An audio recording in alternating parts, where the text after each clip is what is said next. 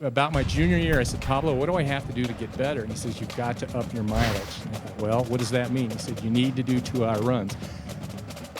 I don't like to do anything for 2 hours, and certainly running is not at the top of that list by any means. Once again, we're at the Colorado Springs Marriott Hotel for the RMAC Hall of Fame induction ceremony. Pat Porter has been called the greatest cross-country runner in United States history. Porter ran in 2 Olympic Games in 1984 and 1988. To get to that level, Porter developed the heart of a champion, a skill he learned at Adams State College. Once again, here's Jesse Kurtz.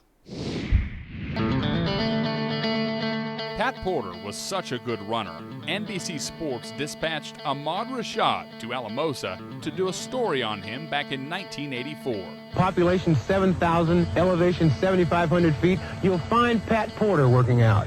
That same year, he qualified for the 1984 Los Angeles Olympics in the 10,000. It was a career that many didn't see coming. I gave a running clinic at Metro State College, and Pat Porter happened to be attending school there. Pablo Vigil is a bit of a running legend himself.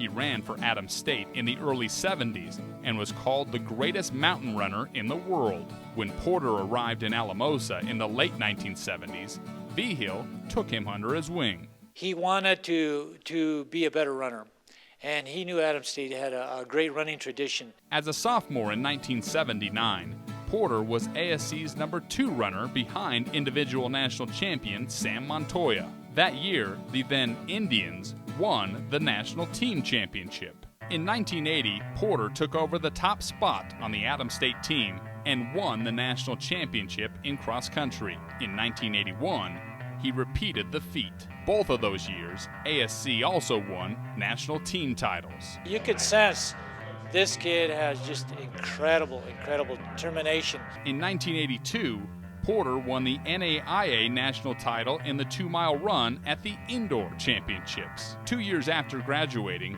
Porter made the U.S. Olympic team in the 10,000 meters. In 1988, Porter competed at his second Olympic Games in Seoul, South Korea.